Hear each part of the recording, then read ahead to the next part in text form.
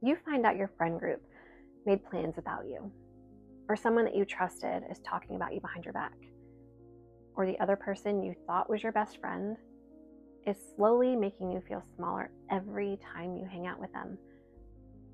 And the worst part, you can't stop checking your phone, repeating conversations in your head, wondering what you did wrong.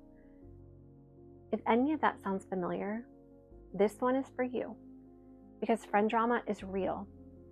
It hurts, and nobody teaches you what you should actually do about it.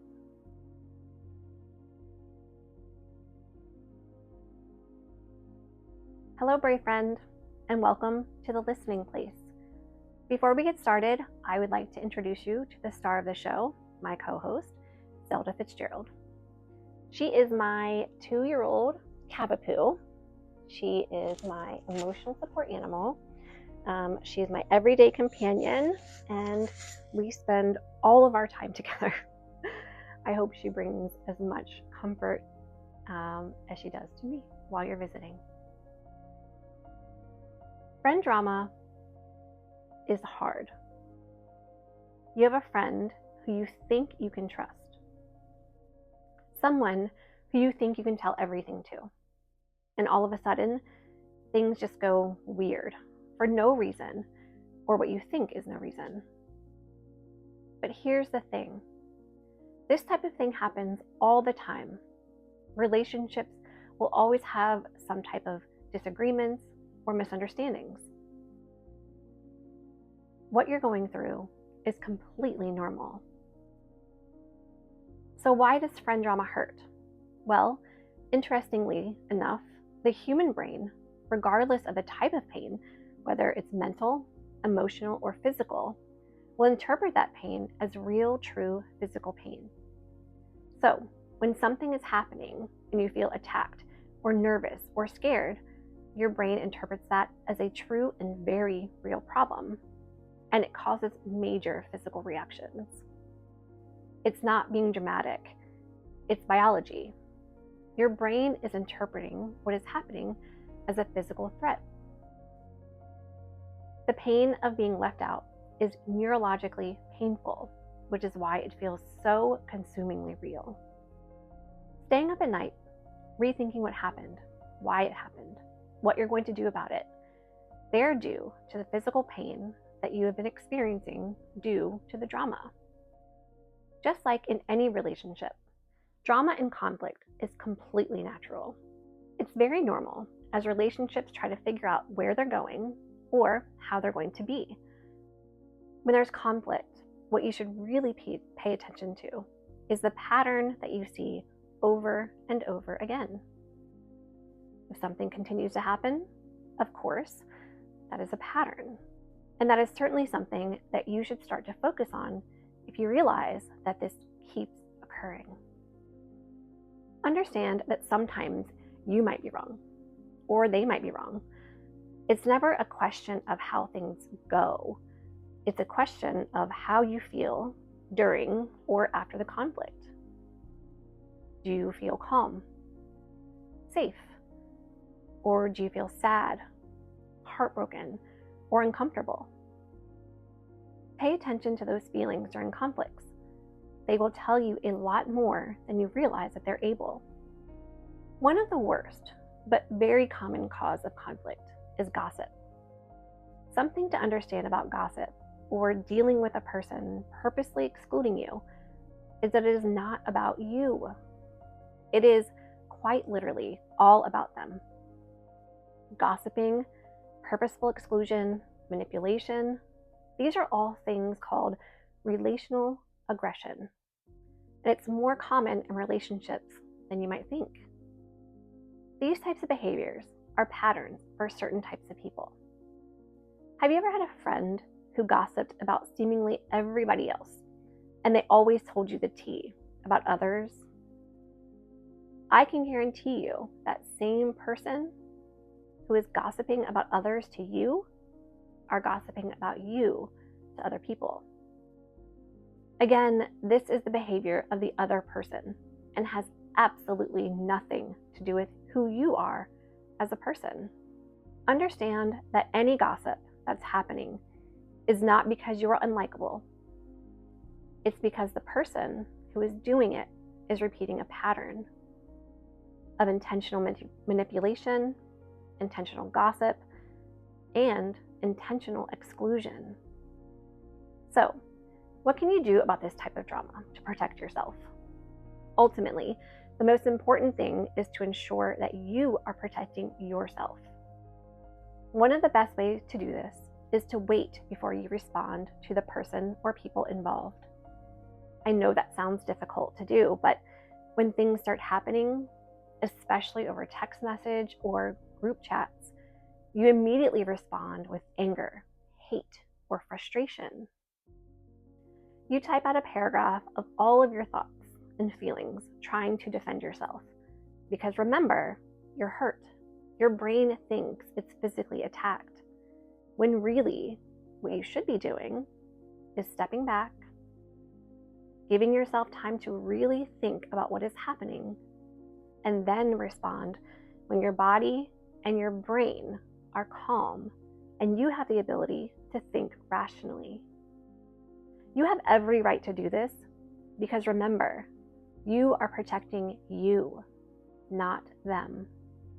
If someone sends something that makes your heart drop into your stomach or makes your blood boil, remember that the person who responds immediately is not really responding in the way that they normally would. A lot of times when we respond in emotion or frustration or anger, we tend to say things that we don't really need to say or want to say, things that could potentially be used against us later on. Turn off notifications on your phone. Give it a few hours. If you can, sleep on it overnight. The problem will still be there in the morning, but your head will be much clearer. One of the most common patterns in teenage conflict is misunderstanding. Typically, if it goes unaddressed, both parties begin to think the absolute worst until things rupture into something way worse than it initially was. If a misunderstanding or conflict is discussed, honestly, and one-on-one with the other person, most times you'll find out the issue is actually much smaller than initially thought.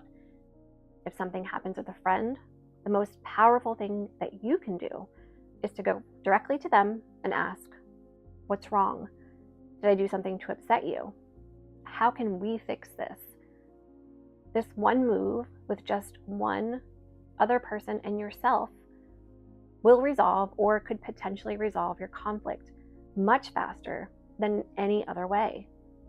In some friendships, misunderstanding or gossip, manipulation, or intentional exclusion can become the norm, and you may want to step away from the relationship. When a friendship has toxic patterns and you're not ready to end it yet because of social groups or other reasons, the best thing to do is to begin limiting the amount of information that you are giving. Don't confide in someone who uses your vulnerabilities against you.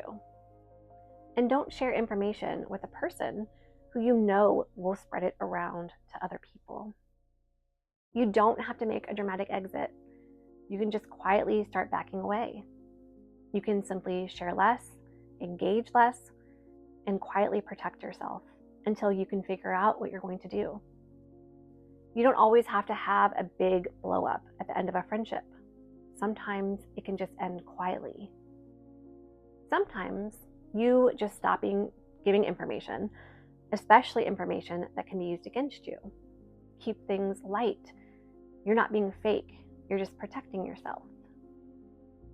Something to know, high quality friendships are known to be one of the best predictors of healthy mental health for teenagers. On the other hand, toxic friendships can cause chronic stress and anxiety. And sometimes being in a toxic friendship can cause you to feel just as lonely as if you were by yourself. So pay attention to how you feel after you spend time with a person. Do you feel uplifted, happy, rejuvenated? Or do you feel worse, sad, smaller, anxious, worried about what you said, or worried about what you didn't say? Really pay attention to how your body and mind feel. And this will help you to answer the question on whether or not you are in a toxic friendship.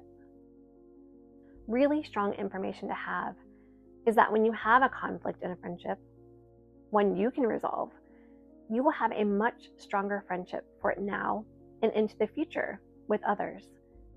At your age, friendships are meant to teach you how to resolve conflict, how to handle higher stress situations, and what to do as you grow older and learn about other people as you get into those new relationships.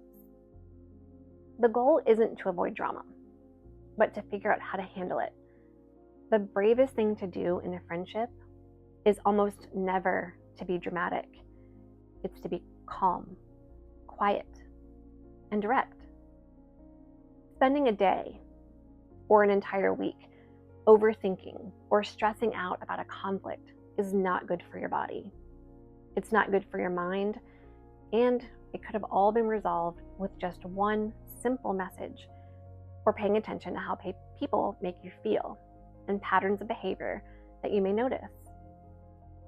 Friend drama is going to happen, but you have to decide where the power is and how you handle it, whether you react from pain or from a quieter, calmer self. And the more you practice using it, it will cause less drama in your future. If any of this helped you, please consider subscribing. In the future, we will have a lot of different things that might help you. Drop in the comments below and tell me, what is the hardest part about friend drama? Thank you for visiting us at the Listening Place.